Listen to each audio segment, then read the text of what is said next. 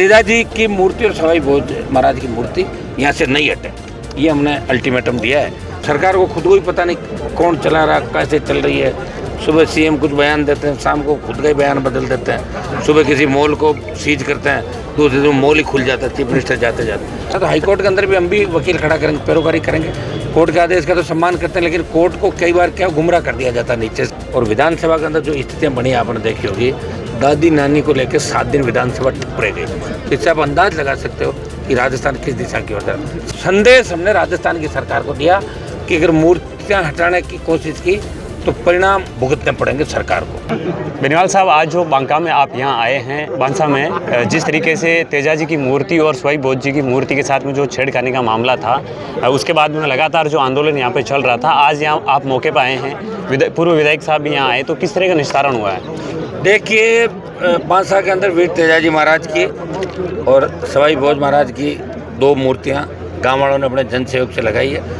और तेजाजी महाराज से और सवाई भोज महाराज के प्रत्येक समाज की बड़ी आस्था इन लोक देवताओं के प्रति है।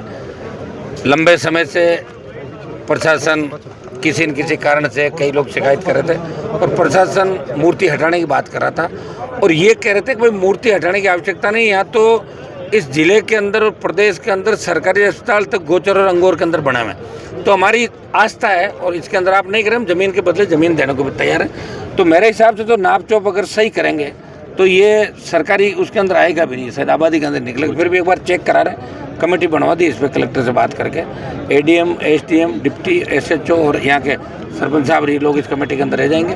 और तेजाजी की मूर्ति और सवाई भोज महाराज की मूर्ति यहाँ से नहीं हटे, ये हमने अल्टीमेटम दिया है। और चूंकि मामला हाईकोर्ट के अंदर चल रहा है, तो हाईकोर्ट के अंदर भी हम भी वकील खड़ा करेंगे, पैरोकारी करेंगे।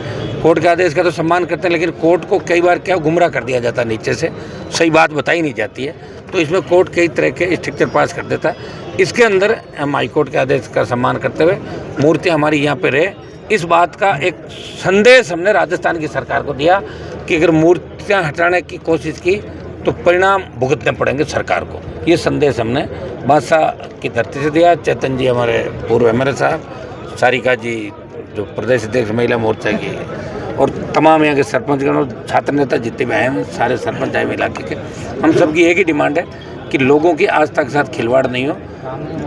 असामाजिक तत्व जिन्होंने मूर्ति तोड़ने का प्रयास किया उनकी भी गिरफ्तारी हो।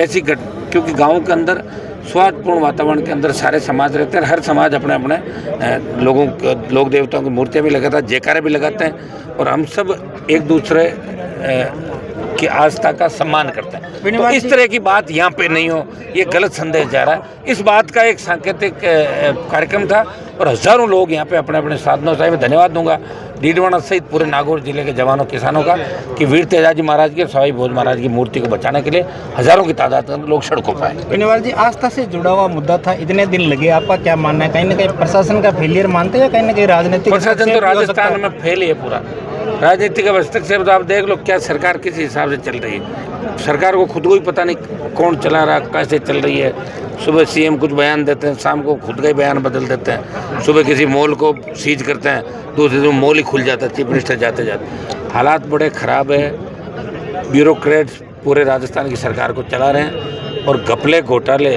रोज़ हो रहे हैं। और विधानसभा के अंदर जो स्थितियाँ बनी आपने देखी होगी, दादी नानी को लेकर 7 दिन विधानसभा टुप रह गई। इससे आप अंदाज लगा सकते हो कि राजस्थान किस दिशा की ओर जा रहा है। सत्ता पक्ष चलाना नहीं चाहता और विपक्ष के 2-3 लोग हैं जो अखबार में छपने के लिए वो कहीं न कहीं आगे जाके फोटो कैसे छपे, फोटो छपाने के अंदर रहता है। ये राजस्थान की जनता का बड़ा नुकसान हो रहा है। एक सर परिक्रमा देने की जो कोशिश होती है उनको भी अंदर कर लिया जाता है और जैसे जिस तरीके से परिक्रमा देने चल रहे हैं अभी जाइल